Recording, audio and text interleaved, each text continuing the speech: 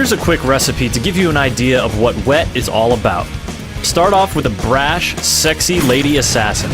Give her the time-slowing, gun-slinging abilities of Max Payne and the agility of the Prince of Persia.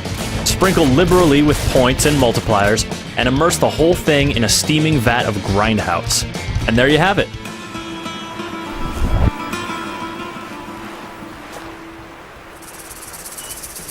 Wet takes its inspiration from a number of familiar places, and there are times when you might think, well, such and such a game really did this better. While there is some roughness around the edges, you probably won't be too bothered by it because you'll be too busy having a whole lot of fun.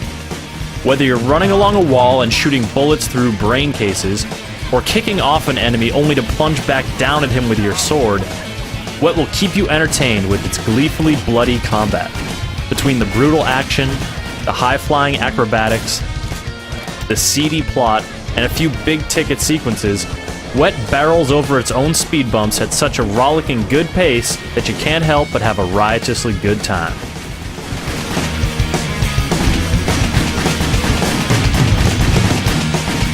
Her name is Ruby Malone, and she is one chick you do not want to cross. Ruby is agile and deadly, and Wet introduces you to her moveset at a well-measured pace. You start out jumping and sliding, then work your way up to wall running, pole swinging, and a host of other acrobatic maneuvers.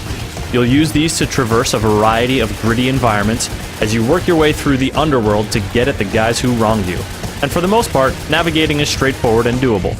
Holding the left trigger will highlight areas where Ruby can grab or run, and this is generally enough to get you on your way. There are some parts when jumps seem a little too tough, or when a certain action is required but it's unclear exactly what you need to do. You'll probably die a bunch at these parts, and get tired of the loading screen and Ruby's ugly death grunts. But before too long you'll be shooting someone in the face, and your mood will undoubtedly improve. Ruby can run and gun fairly well, but it's much more entertaining and rewarding to gun while doing something besides running. If you start shooting while doing anything remotely acrobatic, time will slow down and you get much deadlier. Ruby always dual wields her guns, and when you enter this slowdown phase, one of the guns automatically targets a nearby enemy. You then aim the other one to take down the targeted enemy faster, or, better yet, take down another foe or two, or three. Ruby is such a prolific killer that you'll be laying out dozens of enemies and barely breaking a sweat. The combination of auto-targeting, free aiming, and slow motion works really well, and allows you to be deliciously deadly. It's really a lot of fun, whether you're chaining together great moves, like running along a wall, jumping into the air, and landing in a slide, or performing specific actions, like sliding down a ladder upside down, shooting the entire time. The more enemies you dispatch, the higher Ruby's multiplier will go. Each enemy you kill earns you points, which are used to purchase upgrades. These include boosts to weapon damage, clip size, and fire rate, as well as new abilities for Ruby, like shooting while swinging around a pole. Keeping your multiplier up for long is tough, but as it dwindles, it replenishes your health, so it's not a total loss. Where multipliers really shine, and where they are most important, is in arenas. These are contained areas that you'll encounter a few times in each level. Ruby will enter these areas and be trapped until she kills everyone and shuts down all the enemy spawn points. These arenas are specifically designed with intense carnage in mind, and the environments reflect that. They are packed with elements that cater to Ruby's acrobatic abilities, so you can swing, flip, run, and dive around easily as you rack up the kills. Power-ups help keep your multiplier high, making each kill count that much more.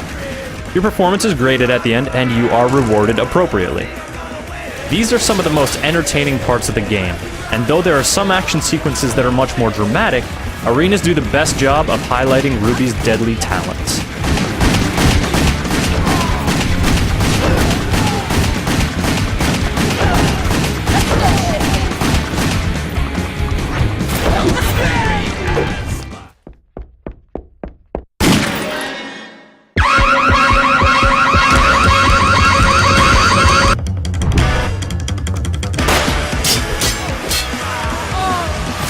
There are less subtle sequences in which Ruby just flips out and everything turns red.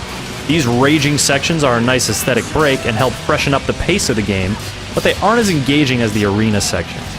There are also challenge courses that take place around Ruby's junkyard home.